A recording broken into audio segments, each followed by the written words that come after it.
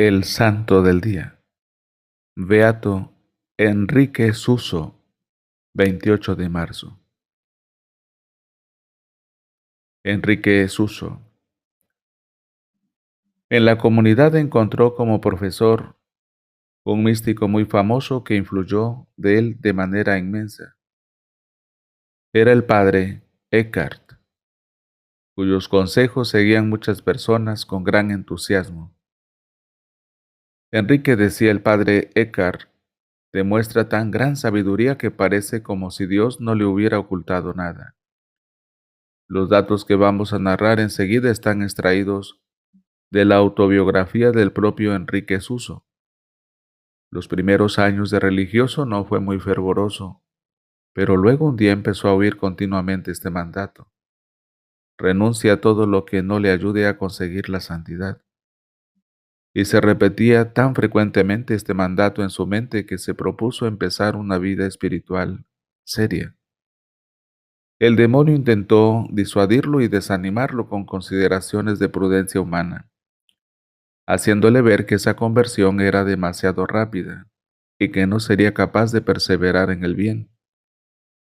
Él se dedicó a pedir a Dios la sabiduría del cielo y repetía las palabras del libro de sabiduría: Señor, envíame la sabiduría que procede de tu trono. Tú sabes que soy muy joven, sin experiencia y de pocos años. Pero si tú me mandas la sabiduría, podré perseverar.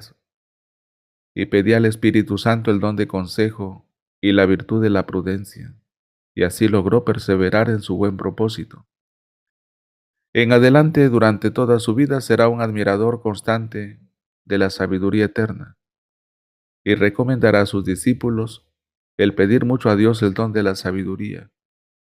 Y les repetía las palabras del libro santo: sabiendo que no tendría la sabiduría si Dios no me la concedía, me dediqué a pedirla en oración y me fue concedida.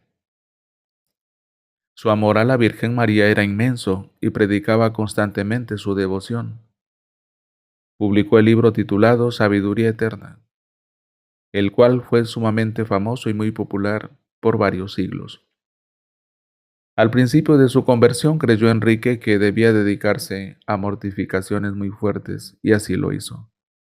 Sus ayunos, vigilias, azotes y demás penitencias llegaron a causar asombro y casi acaban con su vida. Pero según se cuenta en su autobiografía, una iluminación del cielo le comunicó que en vez de esas mortificaciones buscadas por él, debía más bien dedicarse a aceptar con buena voluntad los sufrimientos que Dios iba a permitir que le llegaran. Y fue entonces cuando empezaron a llegarle penas tremendas. Los enemigos del alma trataban de atacarle de mil maneras. Le llegaban los pensamientos más impuros y las imaginaciones más indecentes, y una melancolía o sentimiento continuo de tristeza que trataba de desanimarlo del todo. Y luego, las tentaciones contra la fe. Y como si no bastara todo esto, le llegó la convicción de que él estaba destinado a la condenación eterna. Afortunadamente había tenido un buen profesor y se fue en busca del sabio padre Eckhart y le contó todo. El famoso místico me consoló y logró sacarme de aquel infierno en el cual estaba viviendo, y volvió a su alma la paz. Una vez más se cumplía lo que dice el libro de los Proverbios: triunfarán los que saben pedir consejos. Pero ahora le llegaba un tercer tormento. Una voz interior le dijo: hasta ahora has sufrido ataques venidos del interior. Ahora empezarán los ataques que llegan desde el exterior. Y así sucedió. Pronto empezó a experimentar la ingratitud y la pérdida de amigos y de la buena fama.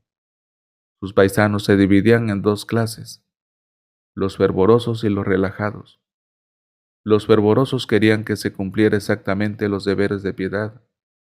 Entre ellos estaban Enrique Suso, su profesor Eckhart y el gran predicador Taulero. Pero los otros eran mayoría y empezaron a perseguir a Suso. Durante 37 años habían recorrido campos y ciudades predicando. Había observado y obtenido curaciones milagrosas. En pleno sermón vieron su rostro rodeado de resplandores, pero insistía muy fuertemente en que había que dedicarse con toda seriedad a la santidad, y esto no le agradaba a los relajados, y entonces lo calumniaron. Se valieron de un muchacho mentiroso para inventar que él había cometido sacrilegios. Logró como pudo comprobar que era inocente.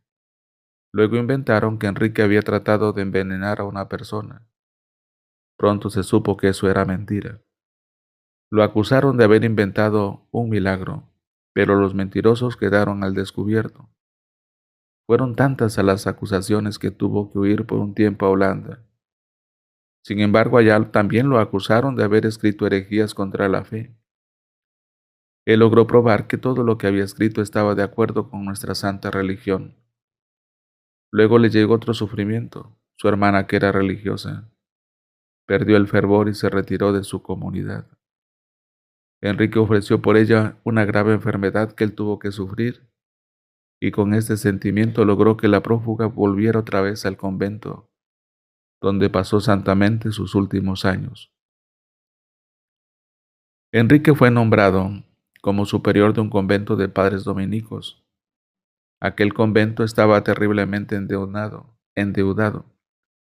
El nuevo superior, en vez de dedicarse a pedir limosnas o a conseguir préstamos, lo que hizo fue recomendar a sus religiosos que se dedicaran a celebrar con mayor fervor la Santa Misa y a rezar con mayor fe y devoción. Muchos se burlaban de él diciendo que era un hombre que no ponía los pies en la tierra y que se imaginaba que con rezos se iban a pagar las deudas. Pero poco después un hombre rico sintió una inspiración interior de que debía ayudar a aquel convento y llegó con 20 libras de monedas de plata. Y con eso exactamente se pagaron todas las deudas, pues era lo que se debía. Los últimos años los pasó Enrique dedicado a dar dirección espiritual a las religiosas, especialmente a las dominicas, las cuales lo consideraban un verdadero hombre de Dios y un guía espiritual sumamente acertado. Tuvo muchas visiones y se le apareció la Santísima Virgen. San Alfonso María de Ligorio, al meditar en las mortificaciones y sufrimientos de este hombre de Dios, exclamaba: «Qué pequeños nos sentimos nosotros ante estos campeones tan valerosos para sufrir todo por amor de Dios y por la salvación de las almas». Para que la vida de los santos llegue a más hermanos, dele me gusta, deje un comentario, suscríbase, comparta. Active la campanita para ser notificado en la próxima vida del santo del día. Gracias.